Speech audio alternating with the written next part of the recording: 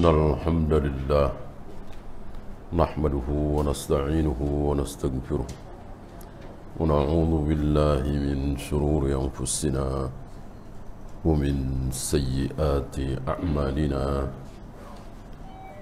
من يهده الله فلا مضل له ومن يضلل فلا هادي له أشهد أن لا إله إلا الله وحده لا شريك له وأشهد أن محمدًا عبده ورسوله وبعد.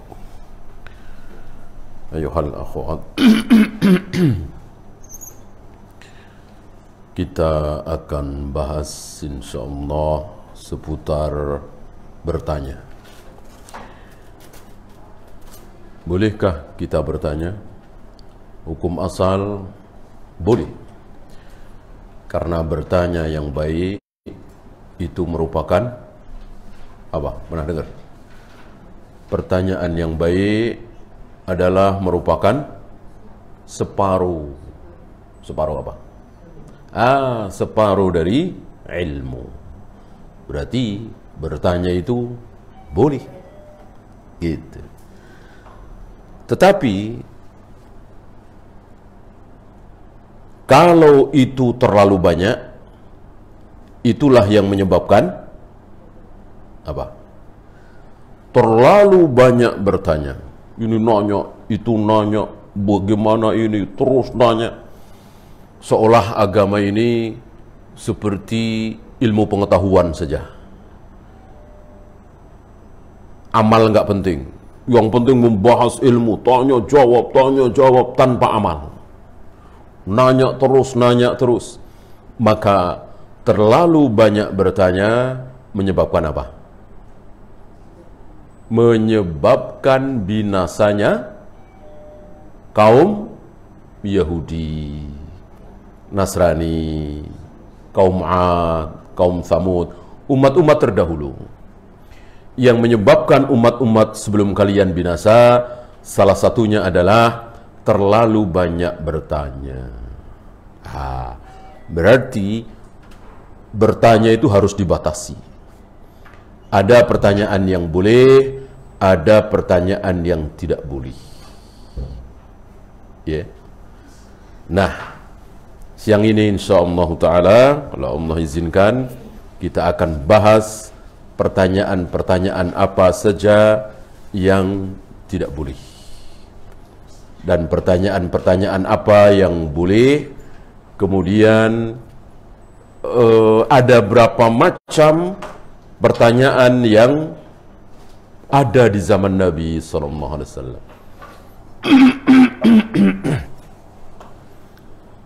Ibu bisa lihat dalam Al-Quran, pernah dengar nggak?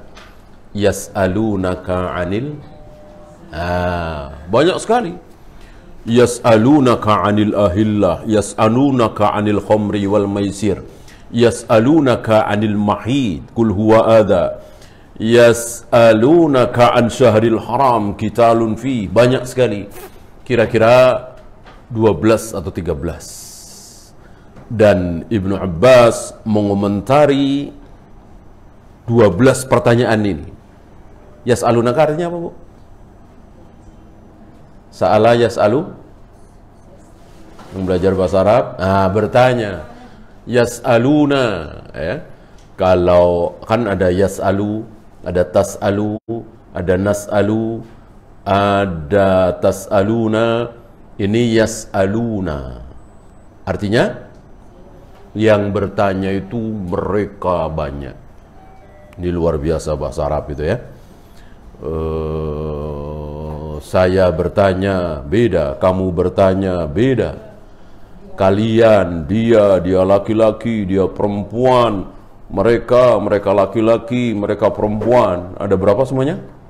14 itu baru satu fiil. Padahal fiil ada madhi, ada mudhari, ada amr. Udah berapa itu? 14, amrnya 6. Amr tidak 14, 6 kan? Di kita cuma bertanya. Mau saya, mau kamu, mau mereka, mau kalian bertanya. Kalau bahasa Arab 14, 6. Ini luar biasa bahasa Arab. Pantas Allah memilih bahasa Arab sebagai bahasa Al-Quran. Kalau Allah turunkan Al-Quran dengan bahasa lain, bisa saja. Apa bahasa Indonesia, apa bahasa Inggris, atau apapun, ya gampang saja. Rasulullah Allah takdirkan lahir di Tasik misalnya, ya kan. Nah, Al-Quran bahasa Sunda, ya kan. Kehola gitu. Tapi Allah sengaja, bukan kebetulan aja. Ya kebetulan Rasulullah orang Mekah, lahir di Mekah, tidak ada yang kebetulan bagi Allah, semuanya sudah direncanakan. Bahkan ibu ini sekarang ini duduk sebelah sini, ibu ini duduk sebelah sana. Kebetulan bagi ibu, kebetulan bagi kita, kebetulan. Ya mau ke sono udah dapat yang sini aja lah, kebetulan. Bagi Allah tidak ada yang kebetulan, semuanya sudah diatur, sudah direncanakan, sudah ditulis. Ada 4 ya, sudah diatur, sudah ditulis, sudah direncanakan, sudah diciptakan. 50.000 tahun sebelum Allah menciptakan langit dan bumi. Kembali kepada bertanya, mereka bertanya kepada engkau tentang darah haid. Mereka bertanya kepada engkau tentang bulan haram. Mereka bertanya kepada engkau tentang khamar dan judi. Dan seterusnya, ada 12, 13. Ini selama berapa? Kalau ibu berpikir sedikit. Selama 23 tahun. Lihat. Beliau jadi nabi, jadi rasul. Dari hari pertama beliau jadi nabi, jadi rasul. Sampai beliau wafat. Berapa tahun? 23 tahun. 23 tahun. 13 tahun di Mekah, 10 tahun di Madinah.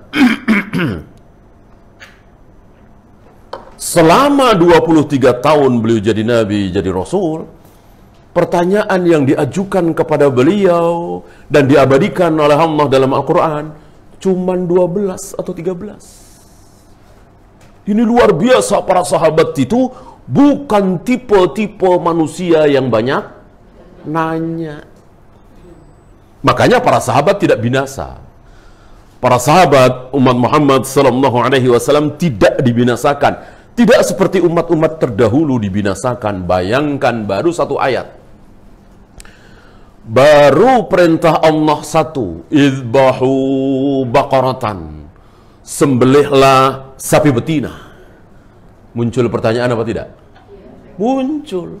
1, 2, 3, banyak pertanyaan. Yang kan kalau mereka semangatnya adalah semangat taat sebagaimana para sahabat ridwanullah alaihim jami'an, apa yang Rasul perintahkan kepada para sahabat, sami'na wa ata'na. Sami'na wa ata'na. Kalau tidak salah pernah saya sampaikan dulu, berat sekali ayat itu bagi para sahabat, wa in tubdu ma fi anfusikum aw tufuhu yuhasibkum billah. Tapi para sahabat ketika oleh Nabi dikatakan, ucapkan oleh kalian sami'na wa ata'na, maka para sahabat serempak mengatakan sami'na wa ata'na, walaupun ayat itu berat sekali, bahkan nggak bisa diamalkan. Nggak bisa diamalkan. Nggak mungkin ada manusia bisa mengamalkan ayat itu. Oleh karena itu, ketika para sahabat mengucapkan sami'na wa ata'na, ayat itu dimansuh.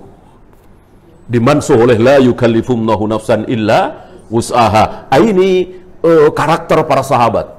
Ciri khas para sahabat seperti ini. Jadi semangatnya itu semangat taat, semangat beramal, bukan semangat nanya. Beda dengan Bani Israel.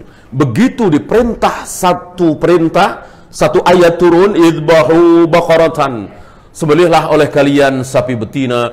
Bukannya cepat-cepat nyari sapi betina, cari sapi betina dengan cari sapi jantan, kira-kira gampangan mana, murahan mana? Betina. Betina. Murah sekali, mudah sekali. Kan di mana-mana hewan itu biasanya yang gagah, yang cakep, yang menarik, yang jantan apa yang betina? Biasanya yang jantan. Kalau manusia agak beda ya. Yang cantik, yang menarik, yang molek, yang berdandan itu biasanya ibu-ibu, mak-mak ya. Kalau hewan kan biasanya tidak. Yang mahal, yang menarik, itu yang jantan. Maka Allah mengatakan bakorotan, bukan bakoron. Bukan bakor, tapi bakorah. Artinya betina, artinya mudah sekali. Murah sekali, gampang sekali. Seandainya Bani Israel itu semangatnya semangat taat, sami'na wa ata'na, selesai. Hari itu juga, barangkali jam itu juga, barangkali menit itu juga. Begitu turun ayat itu, Allah perintahkan Nabi Musa untuk menyuruh Bani Israel menyembelih sapi betina. Menit itu juga, mungkin detik itu juga selesai. Tapi dasar Bani Israel bukannya nyari sapi betina, malah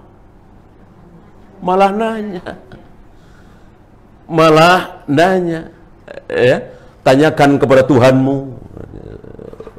Kedengarannya juga nggak enak ya. Bukan tanyakan kepada Allah, tanyakan kepada Tuhan kita, tapi tanyakan kepada Tuhanmu. Sapi betina yang warnanya apa? Dijawab kuning. Yang umur berapa, yang sudah buat kerja atau belum, dan seterusnya. Maka semakin sulit.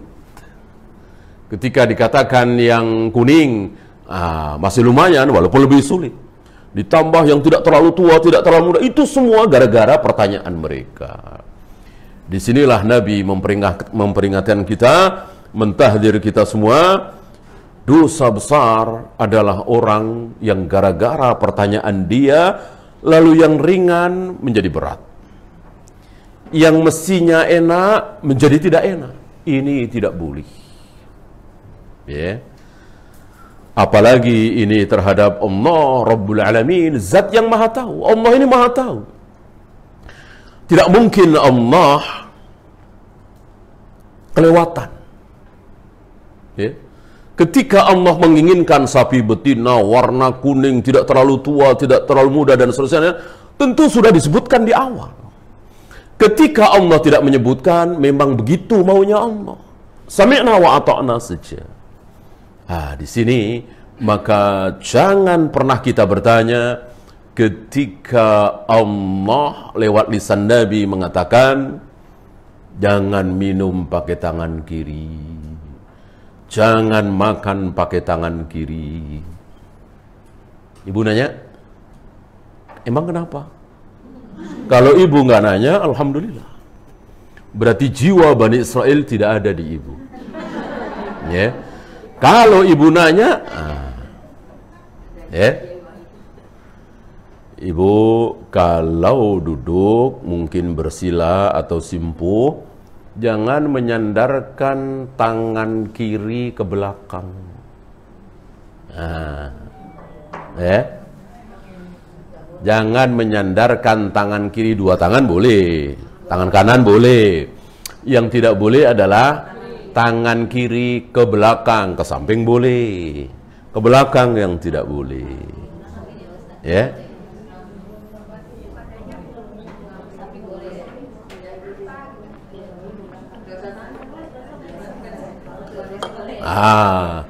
Alhamdulillah ibu nggak nanya ya.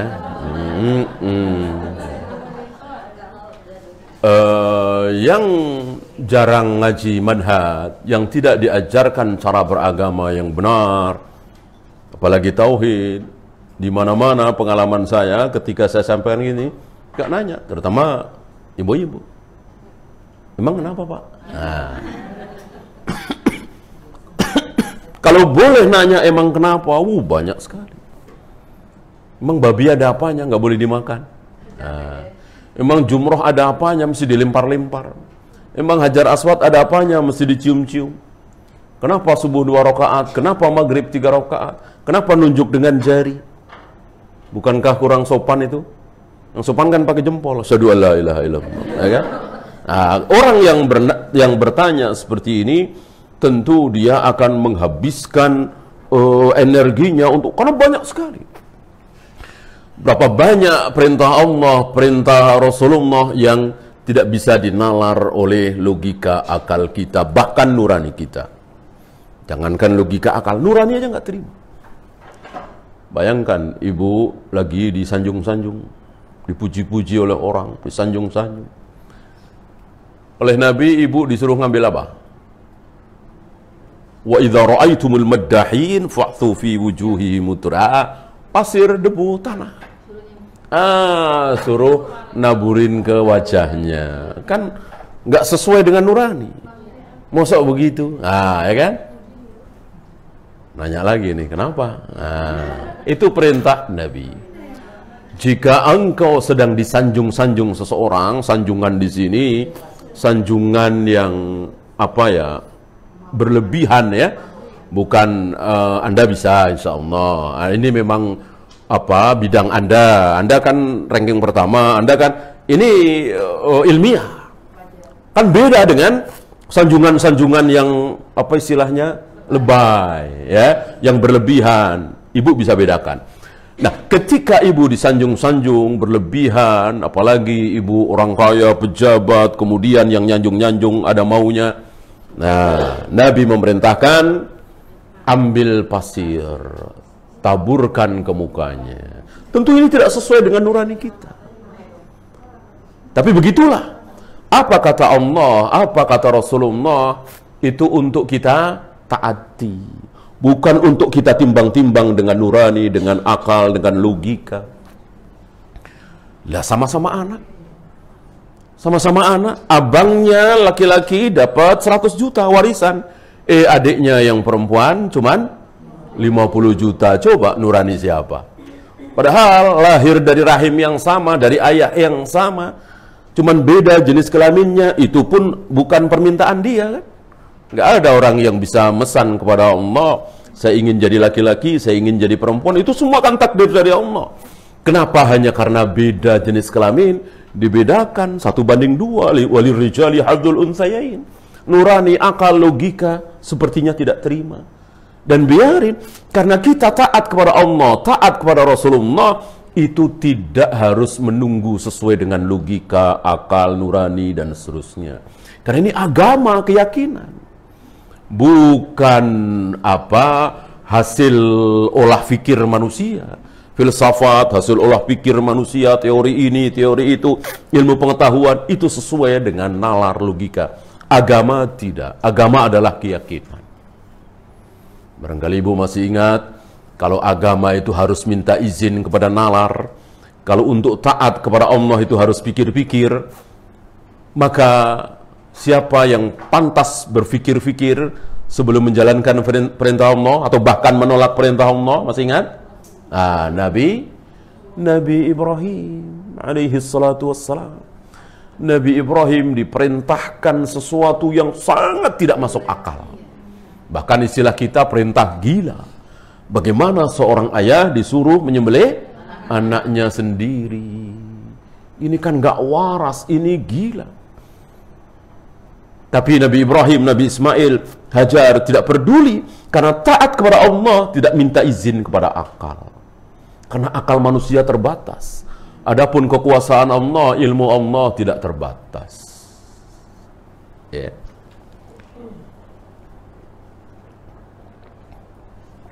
Nah, sesuai dengan tema kita, apa temanya, Bu? 3 pertanyaan yang ada di zaman Nabi. Di antara 3 pertanyaan ini, baik semua? Apa buruk semua? Apa ada yang baik, ada yang buruk? Ada yang baik, ada yang buruk.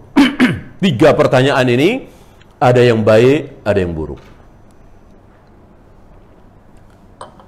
Yang baik berapa? Yang baik cuma 1. Yang 2 buruk. Ini mirip-mirip hakim. Hakim kata Nabi ada berapa jenis? Hakim kata Nabi ada 3 macam, 3 jenis. Yang masuk surga cuma 1. Yang 2 macam masuk neraka. Yang mana yang masuk surga? Yang memutuskan dengan ilmunya. Dia tahu bahwa si fulan harus dihukum sesuai syariat Islam, dia jalankan. Insya Allah dijanjikan surga. Yang kedua, dia tahu bahwa si fulan ini harus dihukum. Berdasarkan ilmu yang dia miliki, sesuai dengan syariat Islam, dia tahu si fulan harus dihukum. Tapi nggak dihukum. Karena sesuatu. Karena suap, karena ini, karena itu. Ini neraka. Satu lagi, hakim yang dia tidak tahu. Si fulan ini mestinya tidak dihukum, malah dihukum. Si fulan ini mestinya tidak dihukum, malah dihukum. Mestinya dihukum, malah tidak dihukum. Dan itu karena dia tidak tahu. Minimnya ilmu. Ini dua-duanya di neraka. Sama dengan yang sedang kita bahas. Yang buruk dua. Hanya satu yang baik. Kita bahas yang buruk dulu ya.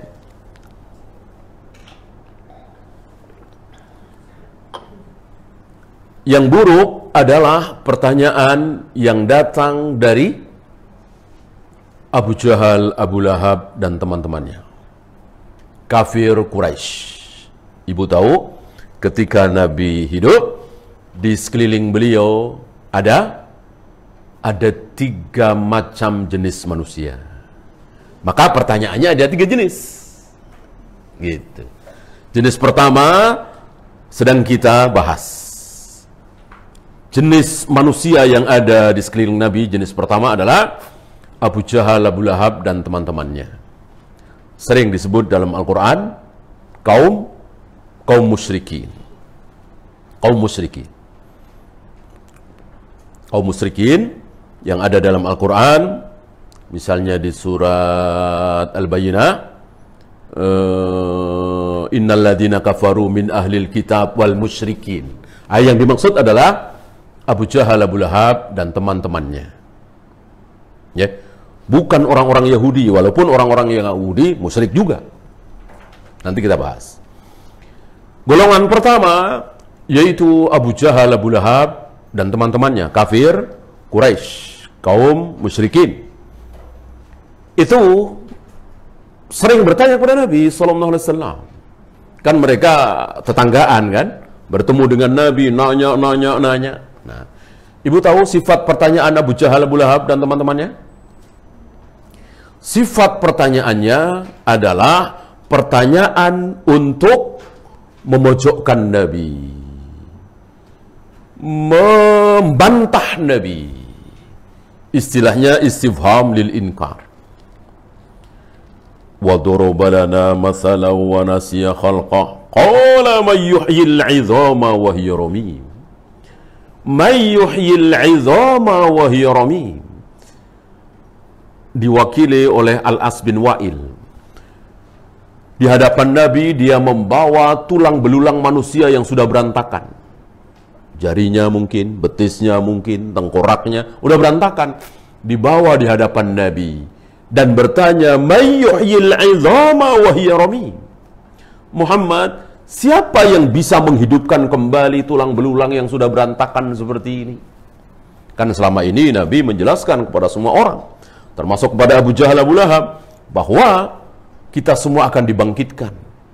Kita nanti akan hidup lagi di hari akhirat, di surga atau di neraka, dengan rambut, hidung, pipi, tangan, kaki kita waktu di dunia ini. Allah tentunya yang menghidupkan. Nah, mereka bertanya, membawa tulang belulang yang sudah berantakan, dengan bertanya, mayyuhyil 'idhama wa hiya ramim. Siapa yang bisa menghidupkan kembali yang sudah berantakan seperti ini? Nanya kan? Siapa? Butuh jawaban? Tidak. Mereka tidak butuh jawaban. Mereka bertanya ini untuk mengingkari. Nggak mungkin ada Muhammad. Ente omong kosong, dusta. Nggak ada manusia dibangkitkan lagi. Tulang belulang seperti ini. Kebangkitan itu rohnya saja.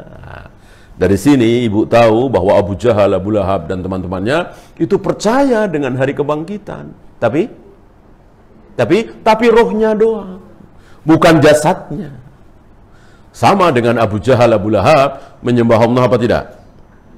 Menyembah Allah, tapi tapi caranya salah. Menyembah Allah lewat pelantara Lata, Uzza, Hubal, Manat. Keliru kalau dikatakan Abu Jahal, Abu Lahab tidak menyembah Allah. Abu Jahal, Abu Lahab tidak bertuhankan Allah. Keliru besar. Yang benar Abu Jahal, Abu Lahab menyembah Allah. Abu Jahal, Abu Lahab cinta kepada Allah. Abu Jahal, Abu Lahab memuliakan Allah. Tapi caranya salah. Caranya salah. Oleh karena itu, kalau hari ini ada orang mengaku bertuhankan Allah, menyembah Allah, salat, beribadah kepada Allah, tapi caranya salah, jangan senang dulu. Jangan-jangan, ya jangan-jangan senasib dengan Abu Jahal, Abu Lahab. Karena Abu Jahal, Abu Lahab juga menyembah Allah, tapi nasibnya kekal di neraka karena caranya salah. Mau dekat kepada Allah lewat Lata, Uzza, Hubal, Manat. Ibu tahu Lata, Uzza, Hubal, Manat siapa? Orang soleh. Orang soleh yang diwujudkan dalam bentuk patung. Ya.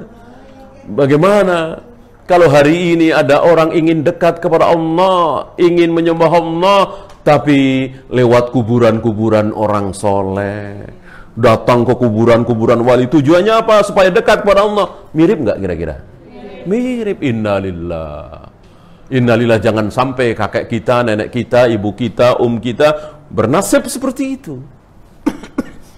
Tujuannya bagus, mendekatkan diri kepada Allah, tapi caranya cara Abu Jahal, Abu Lahab.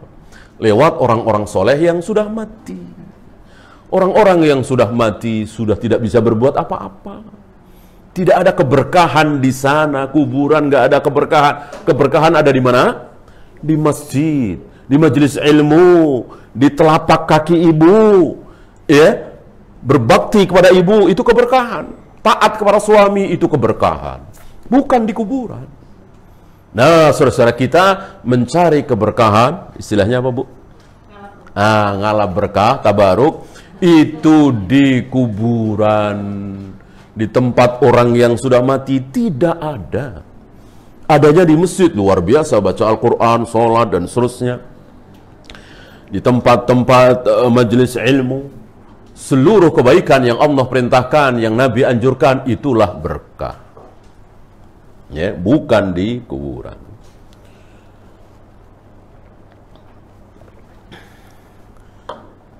Nah, maka ini tambahan ilmu bagi ibu. Masyarakat Abu Jahal, Abu Lahab itu masyarakat yang tidak kenal agama. Apa kenal agama? Kenal agama, agamis, istilah kita. Tapi salah, campur aduk antara yang benar dengan yang salah. Abu Jahal, Abu Lahab dan teman-temannya cinta nggak dengan Nabi Ibrahim, Nabi Ismail? Cinta. Ada gambarnya, ada patungnya kok. Nabi Ibrahim, Nabi Ismail, ada gambarnya di situ. Nabi Ibrahim, Nabi Ismail sedang memegang anak panah azlam, di mana Abu Jahal, Abu Lahab pakai anak panah untuk mengundi nasib. Jadi kalau besok mau berangkat nih, berangkat jangan safar, pakai anak panah itu. Ya, dipanahkan ke atas, nanti jatuh di mana dan seterusnya. Mereka punya aturan seperti itu. Ini perbuatan Abu Jahal, Abu Lahab. Ini contoh saja anak panah. Ya. Intinya bahwa mengundi nasib, mengambil keputusan dengan cara yang tidak ilmiah. Ya, sama dengan sebagian kaum muslimin mau berangkat apa tidak, pakai toke berangkat, toke enggak, toke berangkat, toke. Terakhirnya apa? Terakhirnya berangkat, terakhirnya enggak. Ini persis haram. Ini syirik, ma khufiya sababu. Ini enggak ilmiah sama sekali. Mau berangkat apa tidak, lihat cuaca, hujan apa tidak, perbekalan bagaimana, ini hari apa, macet apa tidak, itu boleh. Tapi dengan cara seperti itu, klinik seperti itu haram. Itu bayangkan Nabi Ibrahim, Nabi Ismail digambarkan dalam keadaan seperti itu. Ini kan jadi mirip-mirip saudara kita yang cinta kepada Rasulullah, menyebut-nyebut nama Rasulullah, Lalu mereka dengan entengnya mengatakan, Rasulullah tiap 12 Rabiul Awal merayakan Maulid Nabi dengan entengnya. Ya, jadi Nabi itu setiap 12 Rabiul Awal mengadakan acara ulang tahun kelahiran beliau. Ini kan luar biasa. Jadi cinta kepada Nabi, hormat memuliakan Nabi, tapi caranya salah. Sama dengan Abu Jahal, Abu Lahab, cinta kepada Nabi Ibrahim, cinta kepada Nabi Ismail, cinta kepada Allah, tapi caranya salah. Disinilah barangkali ibu bisa menjawab syubhat yang mengatakan ayah ibu Nabi Muhammad gimana masuk neraka, kan belum ketemu Nabi, kan tidak menolak dakwah Nabi. Abdullah dan Aminah wafat, Nabi belum jadi Nabi, masih kecil. Bahkan Abdullah Nabi masih di kandungan, kan begitu. Salahnya apa kok dinyatakan masuk neraka? Jawabannya tadi. Kan Nabi sendiri yang mengatakan ayahku sama dengan ayahmu sama-sama masuk neraka. Yang bilang begitu siapa? Nabi SAW. Masa ucapan beliau salah? Dan ayah ya ayah, ibu ya ibu. Masa ayah jadi paman? Harus ada korina. Ketika ayah yang dimaksud adalah paman, harus ada korina, ada petunjuk, ada tanda. Ini nggak ada. Ayah ya ayah. Gitu. Kalau paman jelas. Jawabannya apa? Karena di Mekah tidak ada masa fatrah. Di Mekah tidak ada masa fatrah, masa kosong dari dakwah. Tidak ada dakwah sama sekali, keliru. Di Madinah mungkin ada, di Mesir mungkin ada, di Yaman, di Yordan mungkin ada. Adapun di Mekah tidak. Di Mekah itu selalu ada dakwah tauhid, dakwah akidah. Dimulai dari sepeninggal Nabi Ibrahim, Nabi Ismail, dakwah tauhid, dakwah akidah, dakwah Islam diteruskan oleh anaknya Nabi Ismail, kemudian cucunya Nabi Ismail, cicitnya terus ke bawah sampai zaman Abu Jahal, Abu Lahab. Buktinya ada siapa? Kalau ibu lihat sejarah sebentar, ibu bisa jawab. Buktinya ada siapa? Sepupunya Khadijah, Waraqah bin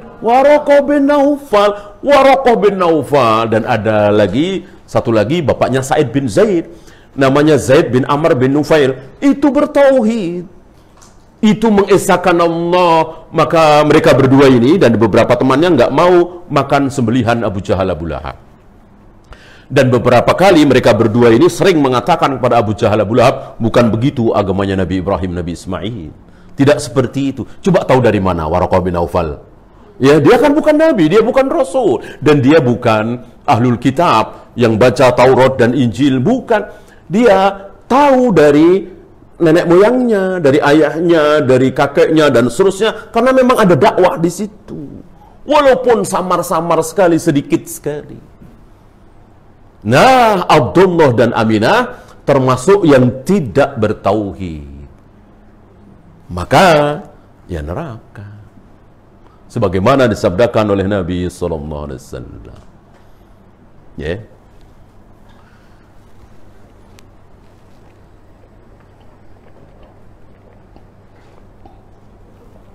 Inilah jenis pertanyaan yang pertama, yaitu pertanyaan dari kelompok pertama, kelompok manusia yang di sekeliling Nabi. Yang pertama yaitu Abu Jahal, Abu Lahab dan teman-temannya, kaum musyrikin. Kelompok kedua, ini pun buruk, yaitu kelompok yang hidup bersama Nabi di mana, Bu? Di Madinah, bukan di Mekah.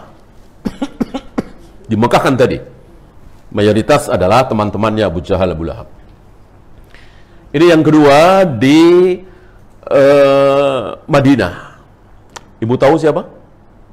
Kelompok apa? Kelompok ahlul kitab. Ya, Yahudi. Ya, di mana ada 3 suku atau 3 marga, ya, lebih kecil dari suku. Ada Bani Qainuqa, ada Bani Quraidah, ada Bani nadhir. Ada 3 marga Yahudi. Bani Qainuqa, Bani Quraidah, Bani Nadhir. 3-tiganya adalah Yahudi. Dan 3-tiganya ini menjadi tempat bertanya bagi orang-orang penduduk asli Madinah. Yang di kemudian hari penduduk asli Madinah disebut oleh Nabi disebut kaum Ansar. Qainuqa, Quraidah, Nadhir. Nah, orang-orang penduduk Madinah, kaum Ansar, itu sering bertanya terhadap orang-orang Yahudi ini. Ini hukumnya apa? Ini kan mereka punya kitab, baca Taurat, baca Injil. Ini Nabi belum diutus ya, atau masih di awal-awal Islam. Orang-orang Nasara, orang-orang Ansar itu bertanya kepada Yahudi tentang hukum ini, hukum itu, karena mereka baca Taurat, baca Injil. Para pendeta, para pastor, para rahib, ahli agama. Ya. Dan mereka seringkali mengatakan sebentar lagi akan muncul nabi terakhir yang dijanjikan. Ya. Jika dia datang, kita harus mengikuti dia. Kita sedang menunggu-nunggu dia. Itu orang Yahudi bilang begitu. Ya. Dan ketika orang-orang Yahudi ini berselisih dengan sebagian orang-orang Ansar, orang-orang Yahudi ini sering berdoa, ya Allah, mohon segerakan munculnya nabi terakhir. Ya Allah, mohon disegerakan munculnya nabi terakhir. Agar apa? Agar membela kami melawan orang-orang kafir itu, yang ditunjuk orang-orang Ansar. Luar biasa. Luar biasa. Ini rahasia takdir ya. Rahasia takdir. Ibu tahu setelah Nabi hijrah ke Madinah, justru yang mengikuti Nabi yang siapa? Yang orang-orang Ansar. Justru yang Yahudi ini menolak. Nah, akan kita bahas sepak terjang si Yahudi ini. Dan luar biasa mereka di hadapan Nabi menyembunyikan kebenaran. Mereka tahu. Mereka tahu persis siapa Nabi Muhammad SAW, sebagaimana mereka mengetahui siapa? Anak-anak mereka sendiri. Kama ya'rifuna abna'ahum. Ya, orang terhadap anak kan tahu. Yang lain nggak tahu. Saya terhadap anak saya misalnya, saya tahu, yang lain nggak tahu. Ada tompel misalnya di punggungnya, orang nggak tahu, saya tahu. Anaknya, lihat dari kecil, dari bayi. Nah, begitu kira-kira Yahudi terhadap Rasulullah SAW. Tahu persis. Mestinya kan mereka yang pertama kali beriman, yang lain belum beriman. Mereka yang beriman duluan. Mestinya begitu kan? Tapi kenyataan tidak. Karena apa? Karena apa? Ibu tahu? Baghiyam bainahum. Karena iri, karena hasad, karena dengki. Kenapa Nabi terakhir yang digadang-gadang oleh mereka tidak muncul dari kalangan Bani Israel, malah muncul dari Bani Ismail. Kan anak keturunan Nabi Ibrahim ada 2 yang terbesar ya, Bani Israel dan Bani Ismail. Bani Ismail anak-anak Ismail, Bani Israel anak-anak Israel. Ibu tahu siapa Israel?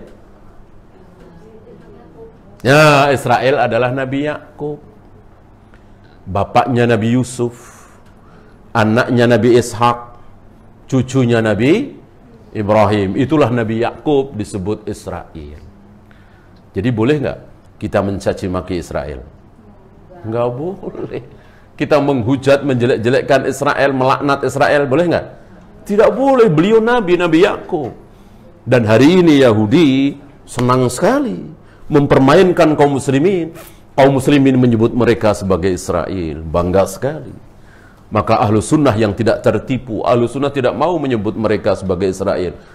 Enak amat. Ya, terlalu bagus nama itu, nama seorang manusia yang sangat soleh. Lebih soleh dari Imam Syafi'i, lebih soleh dari Imam Bukhari, bahkan lebih soleh dari Abu Bakar dan Umar. Nabi. Luar biasa kesolehan Nabi Yakub. Maka tidak boleh dicaci maki, apalagi dikutuk, dilaknat. Nah, Ahlus Sunnah tidak mau ikut-ikutan Yahudi. Menyebut Israel. Tidak. Mereka adalah Yahudi. Mereka saudara-saudaranya kera dan babi. Kata siapa? Kata Aisyah di hadapan Nabi, dan Nabi diam. Berarti menyebut Yahudi sebagai bangsa yang bersaudaranya kera dan babi, ini hak, ini dibenarkan oleh Nabi SAW, karena di antara mereka dirubah menjadi kera dan babi gara-gara apa? Gara-gara hilah. Gara-gara hilah, dilarang mencari ikan di hari Sabtu, mereka nekat mencari ikan di hari Sabtu dengan cara hilah. Ya. Maka jangan pernah kita bermaksiat dengan pakai cara hilah.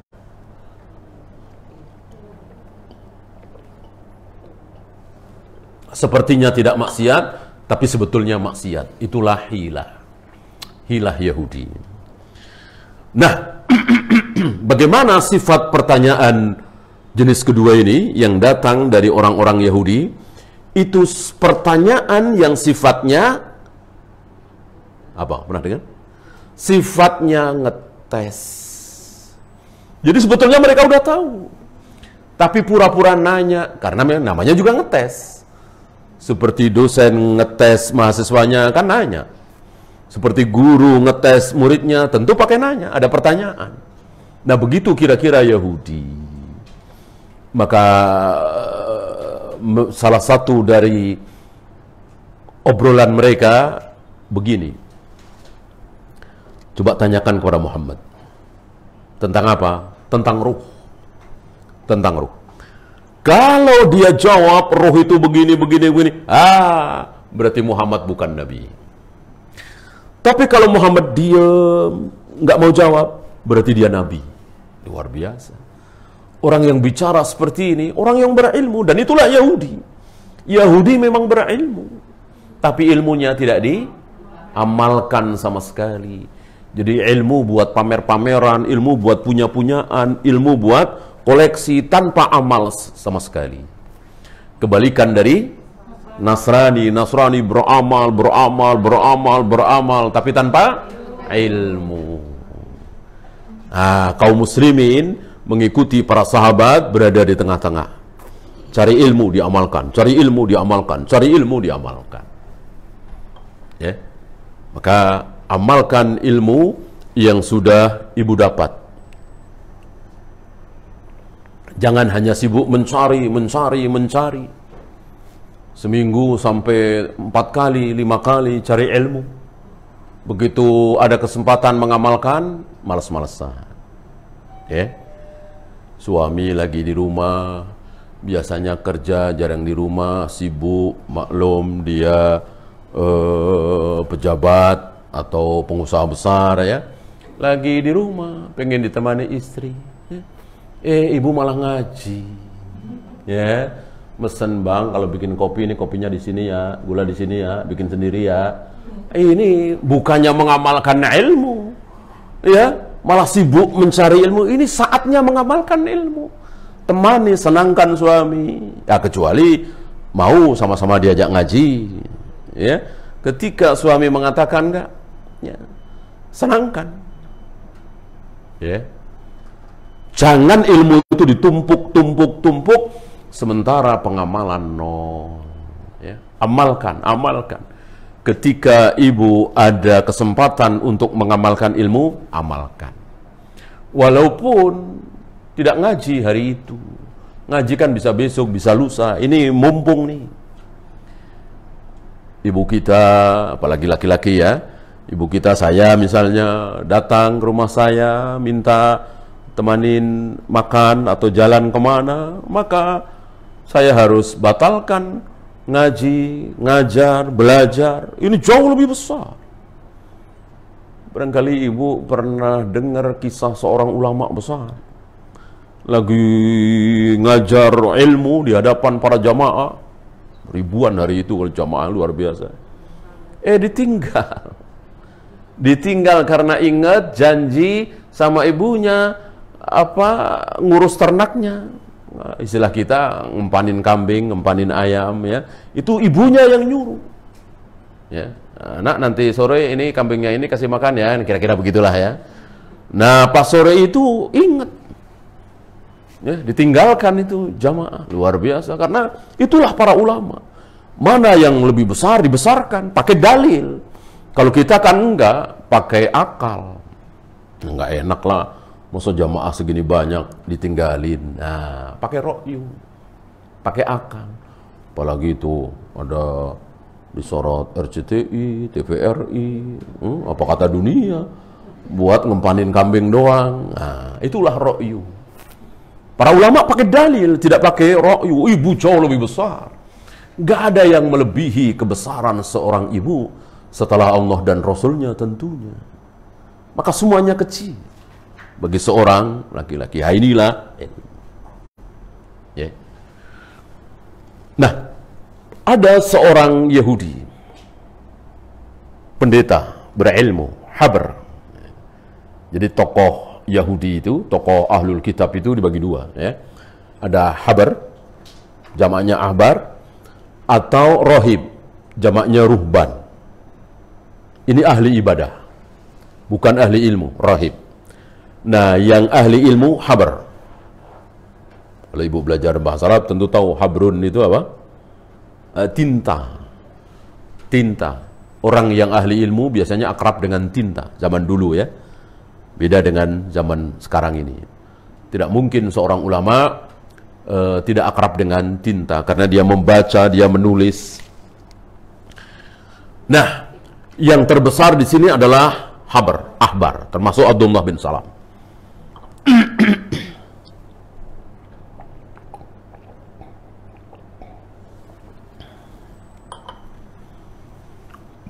Abdullah bin Salam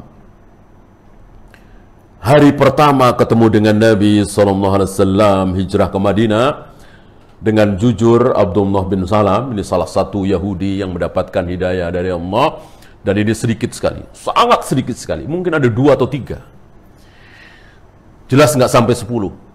Karena Nabi pernah bersabda, seandainya ada pendeta Yahudi 10 saja yang masuk Islam, 10, maka nggak ada Yahudi lagi di muka bumi. Semuanya akan masuk Islam semua. Berarti nggak sampai 10, mungkin 2 atau 3. Nah, salah satu yang terbesar adalah siapa tadi? Abdullah bin Salam. Abdullah bin Salam di hari pertama ketemu dengan Nabi SAW di Madinah, dia melihat wajah Nabi dan dia terus terang dalam hatinya, aku melihat wajah manusia yang tidak berbohong. Ini yang disebut dengan firasat. Karena di dalam Islam itu ada firasat. Ya. Bahwa Allah berikan firasat-firasat kepada seorang mukmin ada. Tapi ini tidak bisa dipelajari. Ya. Sore-sore jam 4:30 ibu naik motor misalnya, lewatin warung, nggak ada yang nyuruh, ibu beli lilin, ya nggak biasanya gitu ya, seperti ada yang menggerakkan. Bawa pulang lilin, nggak taunya jam 12, setengah 1 mati lampu. Itu firasat kira-kira. Digerakkan oleh Allah, bukan apa? Bukan dikasih tahu oleh Allah, salah. Kalau dikasih tahu oleh Allah, itu bukan firasat, tapi wahyu. Mungkinkah masih ada wahyu sekarang? Nggak mungkin. Nggak ada. Wahyu sudah putus semenjak Rasulullah wafat. Ya. Beda dengan orang-orang yang tidak belajar manhaj, dikiranya dia tahu. Enggak tahu. Kalau diberitahu itu namanya wahyu, bukan firasat. Ya. bisikin di telanganya, nanti jam 12 mau mati lampu, ayo beli lilin, ayo beli lilin. Nah, itu wahyu, nggak mungkin. Jadi betul-betul digerakkan oleh Allah.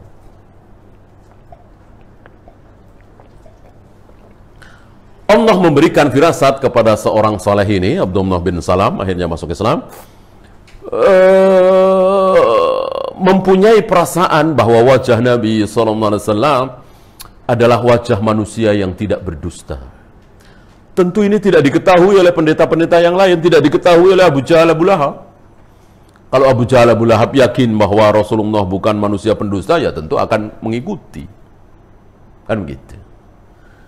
Nah, setelah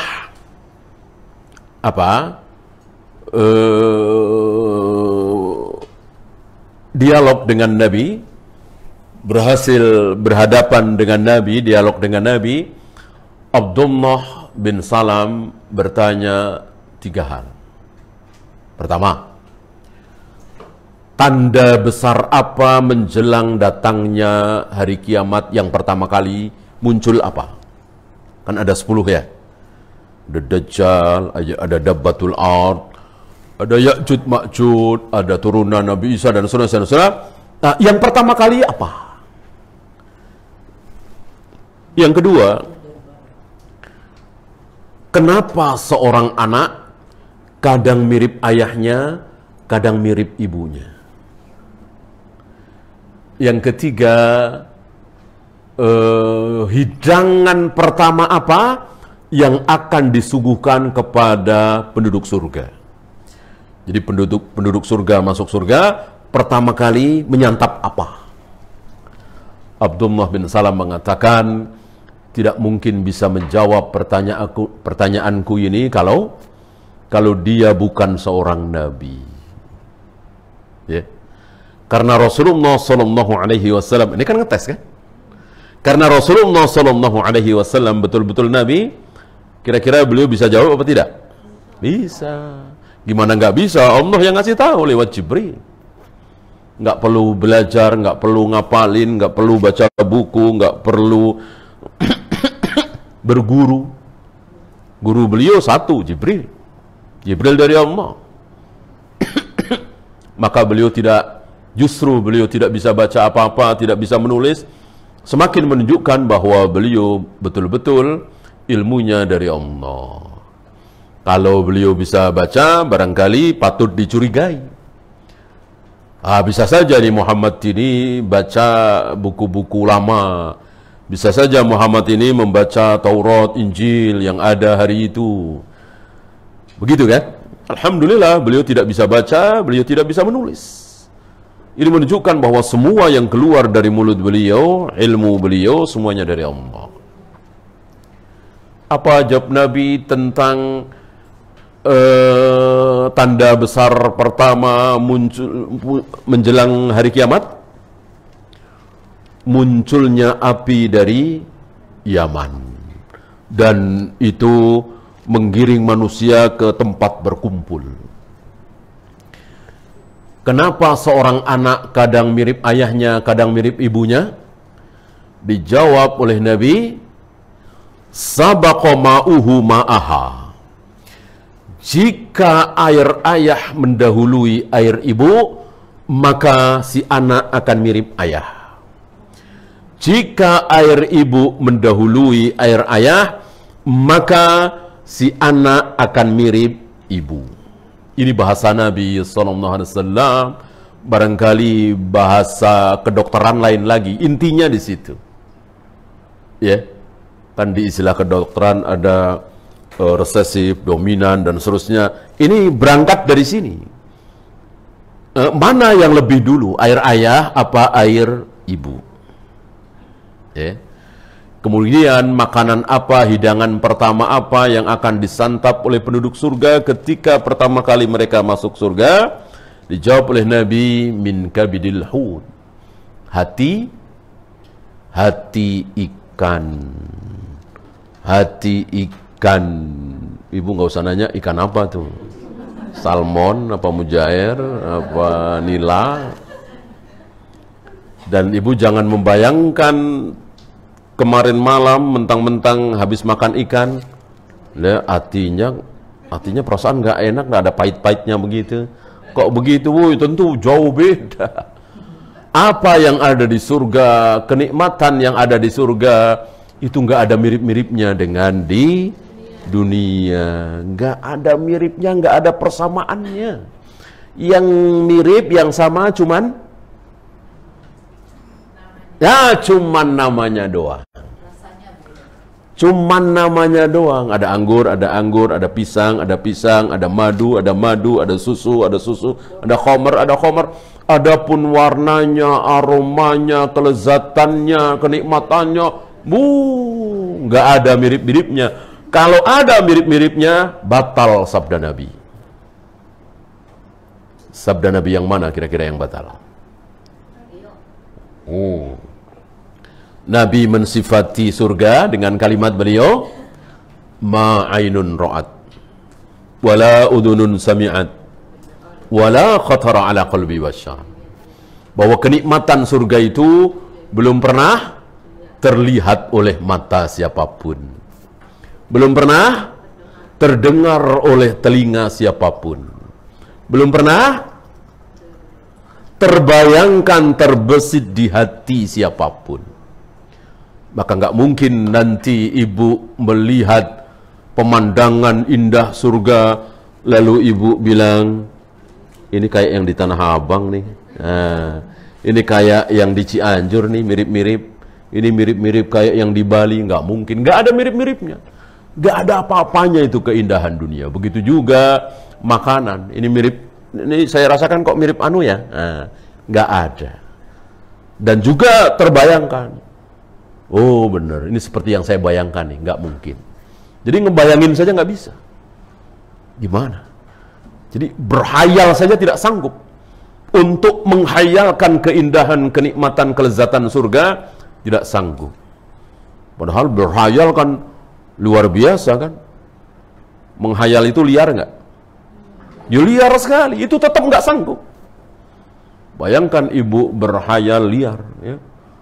Sarapan di bumi, makan siang di bulan, misalnya kan, ngopi sore di Saturnus misalnya ya, makan malam di Uranus ya, ya namanya berhayal.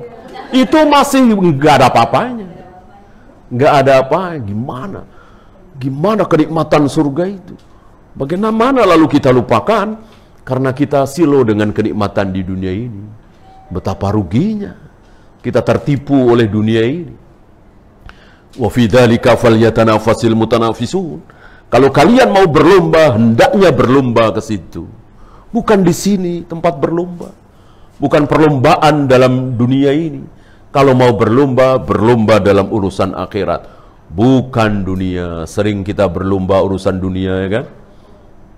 Dia bisa beli mobil seperti itu, insya Allah saya bisa. Ngumpulin duit, beli. Dia bisa bikin rumah 3 lantai, saya juga bisa insya Allah.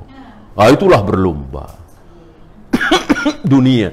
Kenapa tidak perlombaan akhirat?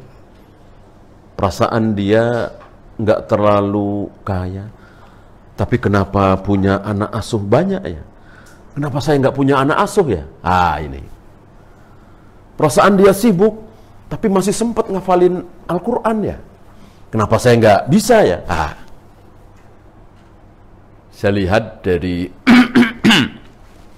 gelagatnya, dia sering sekali bangun malam. Saya nggak pernah. Masa saya kalah sama dia? Ini perlombaan akhirat dan saksikan di hadapan Allah. Wa fi dzalika falyatanafasil mutanafisun. Nah, setelah dijawab pertanyaan-pertanyaan tadi, Abdullah bin Salam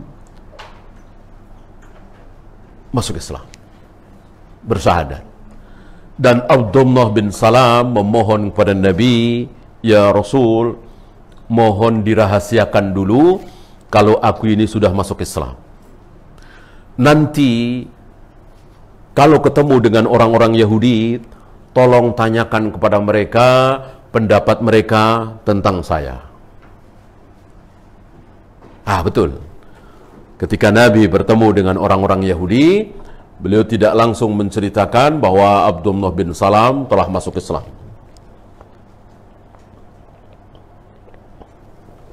Beliau bertanya kepada orang-orang Yahudi, bagaimana pendapat kalian, menurut kalian, siapa itu Abdullah bin Salam?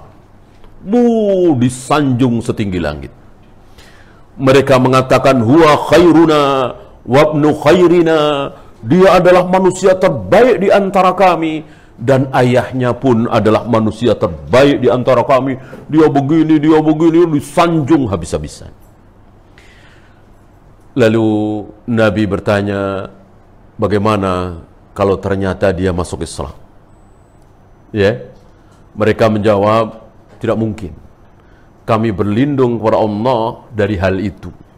Karena mereka kan bertuhankan Allah juga. Setelah itu, Abdullah bin Salam mengumumkan sendiri bahwa aku telah masuk Islam, asyhadu an la ilaha illallah wa asyhadu anna Muhammadar Rasulullah. Ibu tahu komentar mereka tentang Abdullah bin Salam? Iya. Huwa syarruna wabnu syarrina. Dia adalah manusia yang paling jahat, paling buruk di antara kami, paling jelek. Bapaknya juga orang jelek. Nah, itulah Yahudi. Baru beberapa menit sudah beda, itulah Yahudi. Yahudi itu kalau mau menilai siapapun suka-suka mereka. Mereka kalau mau bilang Islam ini radikal, Islam ini fundamentalis, Islam ini teroris, ya suka-suka mereka. Terserah mereka, itulah Yahudi. Maka jangan terlalu pusing dengan penilaian Yahudi. Ya. Apapun kata Yahudi tentang kaum muslimin, biarkan saja. Memang begitulah Yahudi. Ingat, ketika Nabi dikatakan Muhammad gila, majnun, kemasukan jin, kan begitu dalam Al-Quran diabadikan ucapan Abu Jahal, ucapan Abu Lahab, ucapan orang-orang Yahudi, Muhammad begini, Muhammad gila. Nabi bilang apa? Balas apa diam? Diam. Maka diam kita. Orang mau ngata-ngatain Islam, terserah. Ya. Kalau kita balas, kita tidak mengikuti apa yang disunahkan oleh Nabi SAW. Nabi diam. Tunjukkan bahwa Islam itu tidak seperti itu. Maka tidak usah kita menghabiskan waktu, menghabiskan tenaga, mengatakan kami Islam bukan teroris, yang teroris justru Amerika, begini-begini. Enggak, itu bukan manhaj Nabi SAW. Biarkan saja. Ya, biarkan saja. Tunjukkan bahwa Islam tidak teroris, kita bukan fundamentalis, kita bukan ikut radikal. Islam seperti ini, rahmatan lil alamin dan seterusnya, sesuai dengan apa yang menjadi ajaran Allah dan Rasulnya. Ya. Inilah jenis pertanyaan kedua. Pertanyaan yang terakhir, pertanyaan yang baik. Itu yang kedua, saya ambil contoh yang baiknya Abdullah bin Salam, ya. Contoh yang buruknya, artinya ngetes doang, itu banyak sekali. Ya. Ada kisah lain, riwayat lain, pertanyaannya mirip sama. Seperti tadi. Kenapa seorang anak kadang mirip ayah, kadang ibunya, dijawab oleh Nabi. Hidangan pertama apa yang akan disantap oleh penduduk surga, dijawab oleh Nabi. Terus ditanya lagi, yang tadi ya, yang di Yaman tadi. Kemudian ditanya lagi, bagaimana sifat tidur Nabi? Nabi itu kalau tidur bagaimana? Ini luar biasa, ya. Jangankan sifat-sifat yang terlihat, tidur kan tidak semua orang tahu, ya. Yang tahu istrinya, keluarga dekatnya. Itu dia tahu, Yahudi tahu. Dijawab oleh Nabi dengan benar. Mereka ngetes, kan? Apa? Ibu pernah dengar sifat tidur Nabi? Nabi itu kalau tidur cuman matanya. Ini bukan sifat tidur Nabi yang sunnah yang bisa kita tiru, ya. Ini kita nggak bisa niru. Kalau yang bisa kita tiru bukan pembahasan itu. bahwa berbantalkan tangan kanan, wudhu dulu dan seterusnya itu bisa kita tiru. Ini nggak bisa kita tiru. Itu khusus para nabi. Tidur para nabi, tidur beliau adalah ketika beliau tidur, yang tidur cuman matanya, hatinya tidak tidur. Dan mereka puas dengan jawaban ini karena benar. Dan mereka mengatakan betul Muhammad. Sekarang tinggal satu. Jika pertanyaan terakhir ini benar sesuai dengan apa yang kami inginkan, kami masuk Islam. Jika tidak, kami nggak mau masuk Islam. Apa? Di antara malaikat-malaikat yang ada, yang paling dekat dengan engkau, yang menjadi walimu, yang paling akrab denganmu, siapa? Dijawab dengan jujur oleh Nabi, siapa? Jibril. Jawaban yang hak. Apa kata Yahudi? Ini dia. Coba kalau jawabnya Mikail, kami mau masuk Islam. Berhubung jawabannya Jibril, nggak mau kami masuk Islam. Jibril musuh kami. Jibril itu musuh kami. Aduwal li Jibril. Diabadikan dalam surat Al-Baqarah. Wa man kana aduwal li Jibril. Barang siapa yang memusuhi Jibril, lihat Yahudi berani-beraninya memusuhi Jibril. Karena bagi Yahudi, mereka benci kepada Jibril, karena ketika Jibril datang kepada Nabi Musa, Nabi Harun, Nabi Yahya, Nabi Zakaria, itu selalu membawa perintah jihad. Mereka nggak suka jihad. Mereka penakut sekali. Takut mati. Beda dengan Mikail. Datang membawa rizki, membawa hujan, dan seterusnya. Inilah Yahudi beragama suka-suka dia. Nah, berhubung engkau mengatakan tidak sesuai dengan keinginan kami, yaitu Jibril bukan Mikail, ya maaf aja, kami nggak jadi masuk Islam. Nabi ya biarin, Nabi kan bukan tipe manusia yang menghalalkan segala cara. Nggak mau ya sudah. Masuk Nabi terus meralat biar pada masuk Islam, ya dia nggak pada Mikail deh. Nggak mungkin Nabi begitu. Kalau kita mungkin, kita menghalalkan segala cara demi tujuan. Tujuan walaupun baik sekali, tidak boleh dengan menghalalkan segala cara. Haram ya haram, wajib ya wajib, batil ya batil, hak ya hak, bid'ah ya bid'ah. Walaupun tujuan tidak tercapai. Sama dengan sebagian orang-orang kafir akan masuk Islam setelah peristiwa gerhana matahari bertepatan dengan meninggalnya anak beliau Ibrahim. Mereka mengira bahwa gerhana matahari itu muncul karena wafatnya putra Nabi yang bernama Ibrahim. Maka mereka mau masuk Islam, ditolak oleh Nabi. Tidak. Tidak ada hubungannya kematian anakku dengan gerhana. Ya. Tidak ada hubungannya. Memang Allah takdirkan berbarengan gitu. Nggak ada hubungannya. Mereka nggak jadi masuk Islam, ya biarin. Itulah Nabi kita Muhammad SAW tidak menghalalkan segala cara demi mencapai tujuan. Nah, yang terakhir, ini satu-satunya pertanyaan yang baik, yaitu pertanyaan dari para sahabat Nabi. Kan manusia-manusia yang berada di sekitar Nabi, ada berapa macam tadi? 3. Abu Jahal, Abu Lahab dan teman-temannya, kaum musyrikin. Kemudian ahlul kitab, Yahudi. Satu lagi, kaum muslimin, yaitu sahabat. Kan seluruh kaum muslimin hari itu sahabat semua. Tabi'in belum ada, atba'ut tabi'in apalagi. Ya.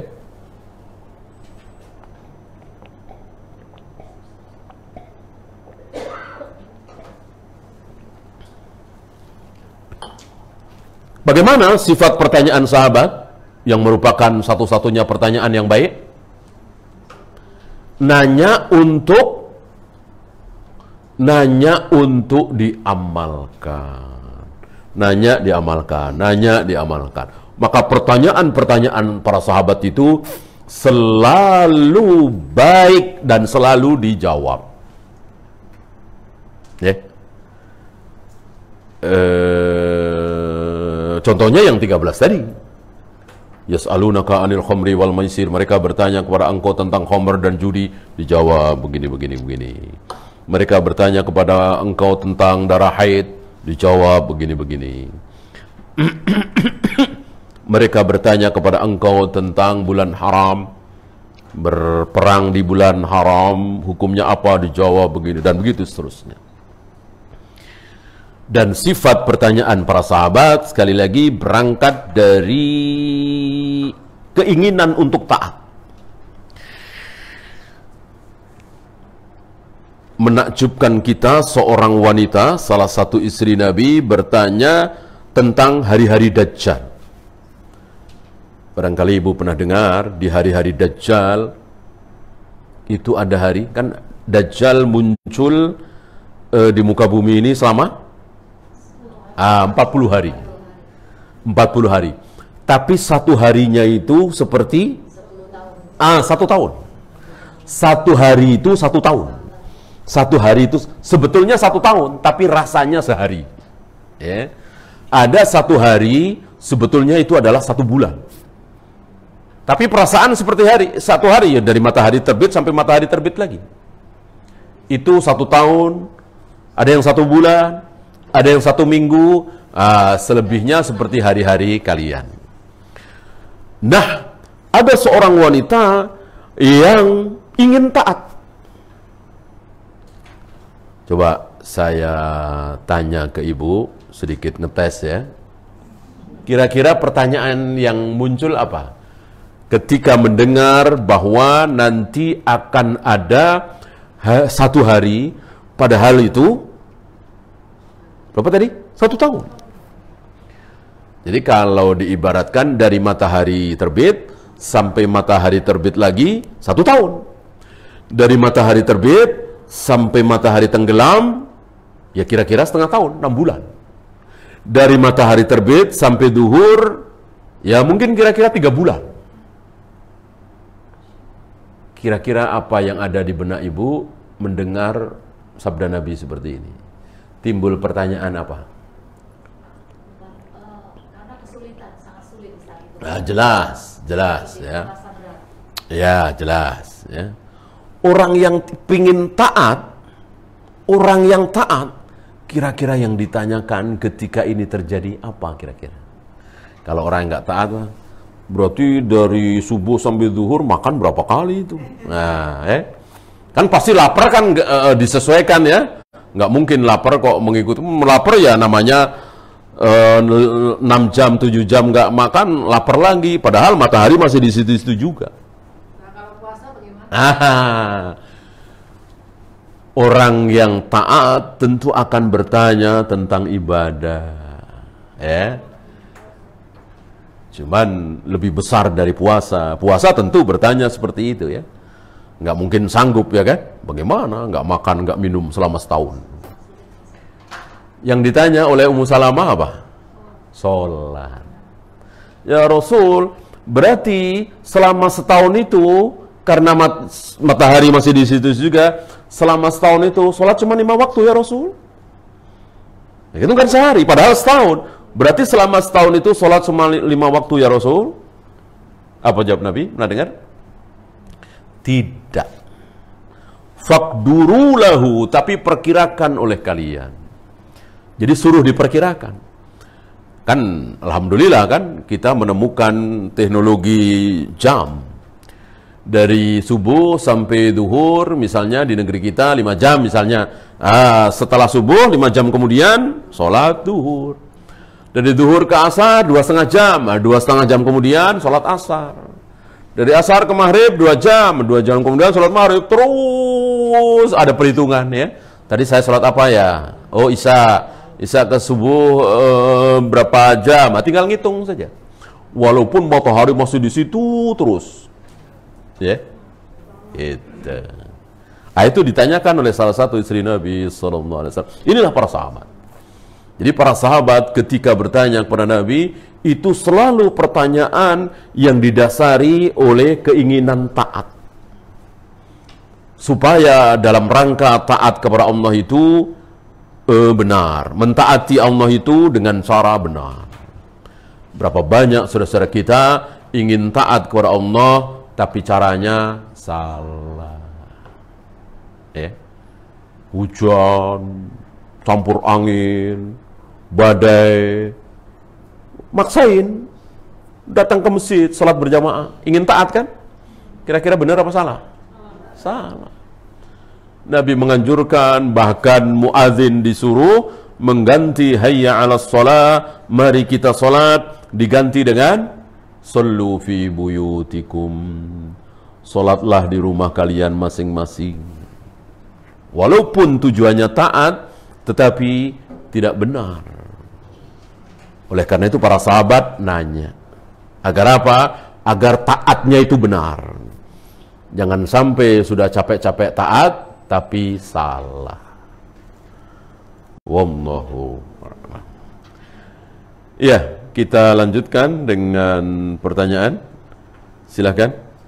Barangkali ada yang akan ditanyakan tentang 3 pertanyaan tadi, atau ada pertanyaan lain, silahkan.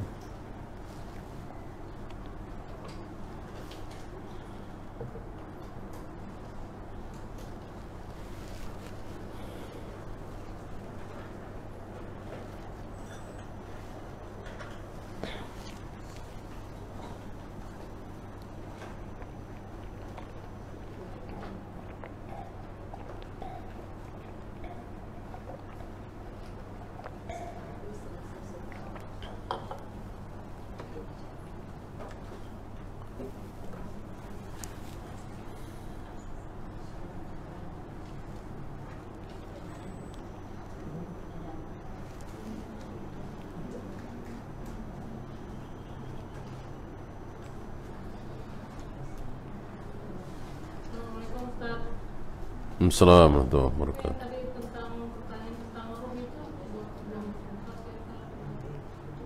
Kenapa? Iya, ketika Nabi ditanya, Nabi nggak jawab. begitu aja Pak saya. Nabi nggak jawab. Dijawab oleh Allah, yas'alunaka 'anir ruh. Qulir ruhu min amri rabbi wa ma utitum minal ilmi illa qalila. Mereka bertanya kepada engkau ya Muhammad tentang roh. Katakan, jawablah, roh itu urusan Tuhanmu. Roh itu urusan Allah.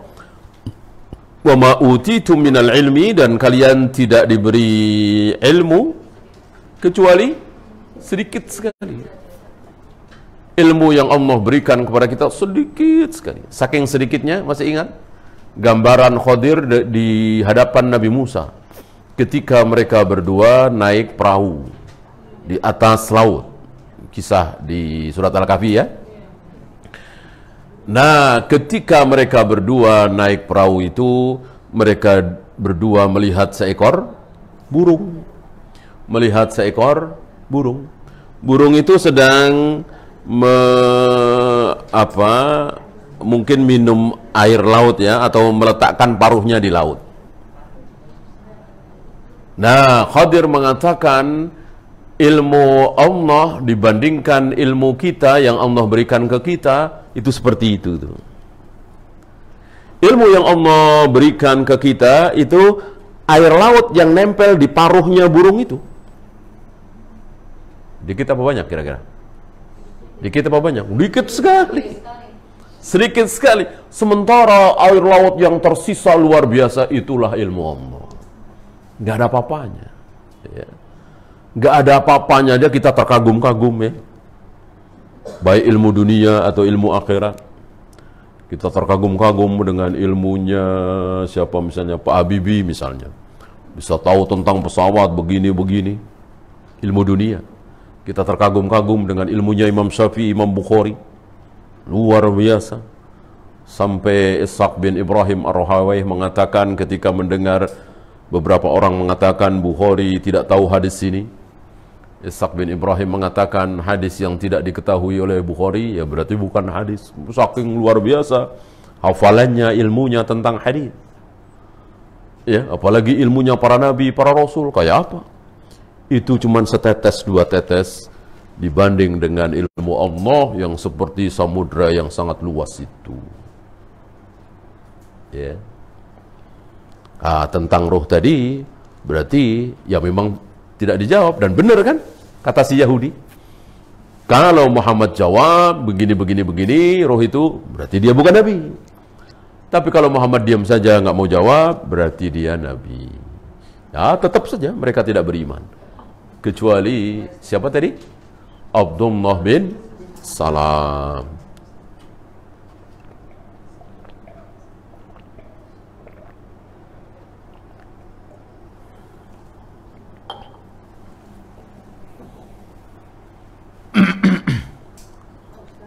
Silakan. Apakah bangsa Yahudi yang sekarang ini masih bersifat seperti bangsa Yahudi yang tadi disebutkan? Masih sama gitu? Iya, sifatnya. Ada persamaannya tentunya.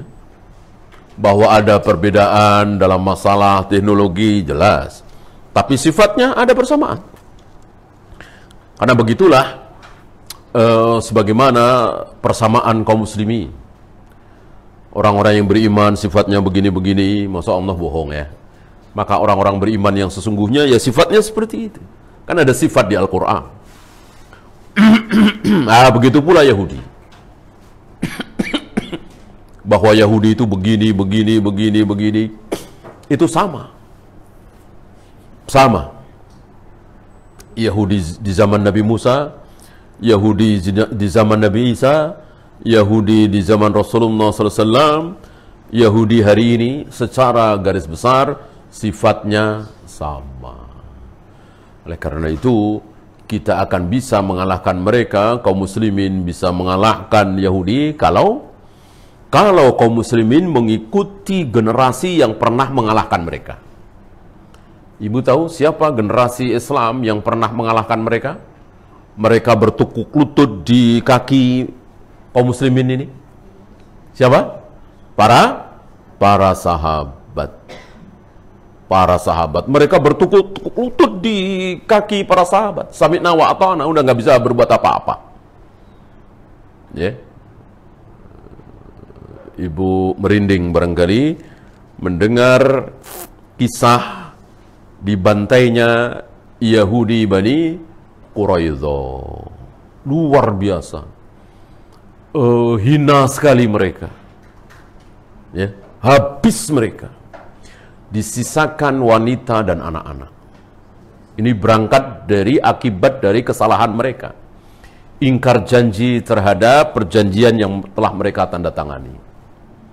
Dan luar biasa.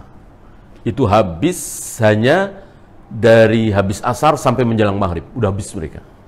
Ya. Jadi sebelum asar mereka masih utuh. Yahudi Bani Quraidah. Menjelang maghrib udah habis. Tinggal anak-anak dan wanita. Dan dibagikan sebagai budak. Ya. Nggak ada apa-apanya mereka di hadapan para sahabat. Nah, hari ini kenapa kaum muslimin masih belum bisa mengalahkan Yahudi? Yahudi sampai hari ini menang terus? Jawabannya tadi. Karena kaum muslimin tidak mengikuti cara beragamanya para sahabat. Ya. Beda agamanya para sahabat dengan agamanya kaum muslimin hari ini beda. Beda. Mayoritas kaum muslimin ya. Sahabat merayakan Maulid, Isra Mi'raj, Nuzul Quran, tahun baru Islam. Nah, lihat kaum muslimin gegap gempita. Para sahabat kenal salawat nariyah, salawat badar, salawat al-fatih, salawat tafrijiyah. Nggak ada. Hari ini luar biasa gegap gempita. Jutaan kaum muslimin menghafal salawat-salawat itu. Satu-satunya salawat yang diketahui oleh para sahabat berdasarkan ajaran dari Nabi hanya salawat Ibrahim.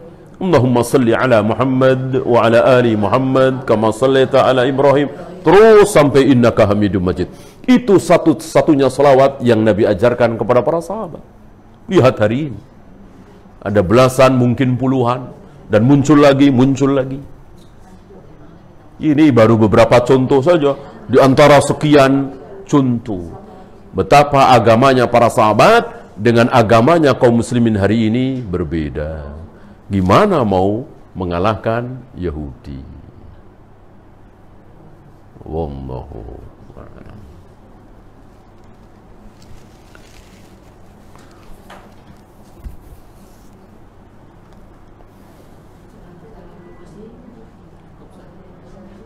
Ya, kalau tidak ada lagi, kita akhiri.